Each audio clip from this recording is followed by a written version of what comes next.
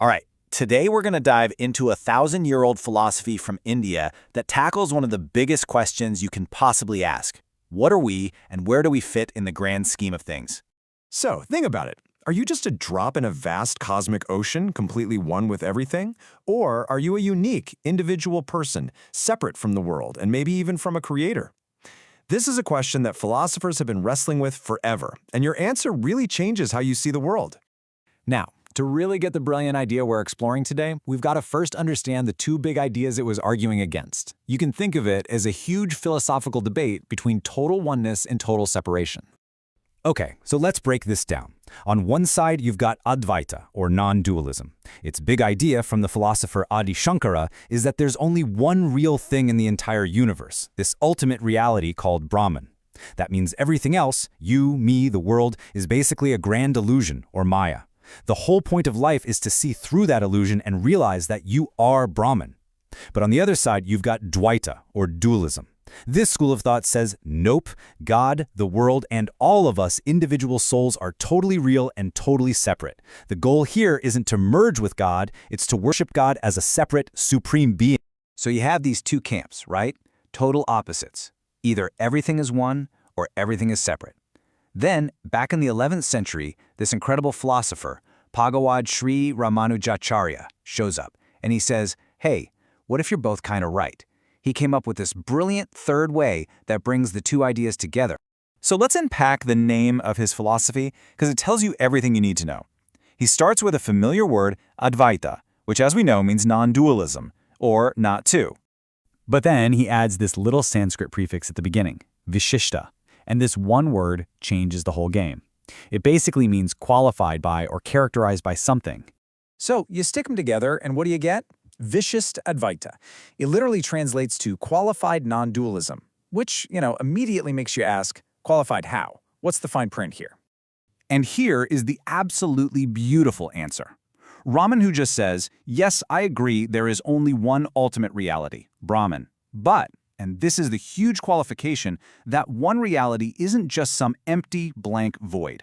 It is a single whole that is eternally qualified by the very real, very distinct existence of every individual soul and all of the matter in the universe. So in his view, we're not an illusion, we are real, essential parts of that single whole. Now I know, that can still sound a little abstract, but don't worry, Ramanuja came up with this incredibly powerful and easy-to-grasp analogy that makes it all just click. This is really the heart of his whole philosophy. Okay, first things first. He says there are three things that are absolutely 100% real. You've got Isvara, which is the Lord, or Brahman. You've got Sit, which are all of us, the countless, conscious, individual souls. And then you've got Asit, the non-conscious, material world. The most important point here is that none of this is an illusion. It's all real. So the big question becomes, how can these three distinct real things, God, souls, and matter, also be one unified thing? It sounds like a paradox, right? Well, Ramanuja answers this with his powerful soul and body analogy.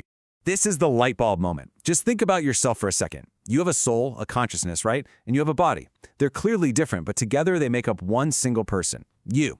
Ramanuja basically said, let's scale that idea up to the entire cosmos. The whole universe, with all of us souls and all the physical stuff, is the body of God. And God, or Brahman, is the soul inside that body, supporting it, controlling it, and giving it life.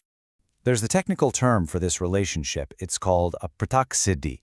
It just means an inseparable existence. Think about it. You can't have the color blue without something that is blue. You can't have a body that exists apart from the soul that animates it. In the same way, the universe and all the souls in it can't exist apart from Brahman.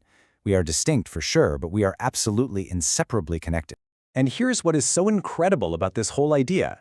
For Ramanuja, this wasn't just some theory to debate in a classroom. This idea that we are all literally parts of a divine body had radical, world-changing consequences for how we should treat each other. I mean, just think it through. If every single person, no matter who they are, is a real and inseparable part of God's body, then how can you possibly justify discriminating against them? How could you treat anyone as lesser? Ramanuja's answer was, you can't. This philosophy became the engine for his work as a social reformer.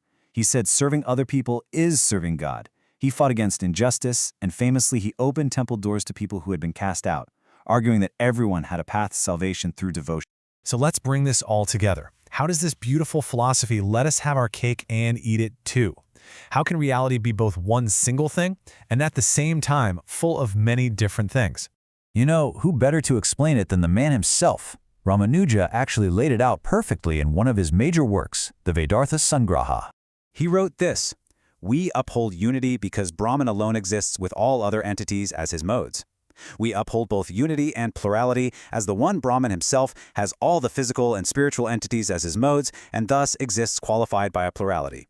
We uphold plurality as the three entities are mutually distinct." I mean, it's just such a masterful way to put it. He covers all the bases. So, if you're going to remember one thing from all of this, let it be this key distinction. Advaita philosophy says there is none other than Brahman, everything else is just an illusion.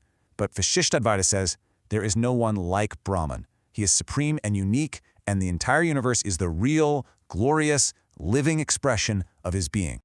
And that brings us to our final thought. This isn't just ancient history, right? This is a living, breathing way of looking at the world. So I'll leave you with this question. If we actually saw every single person and every part of our world not as an illusion and not as something totally cut off from the divine, but as a distinct, real, and inseparable part of one cosmic body, how would that change the way we see and treat each other?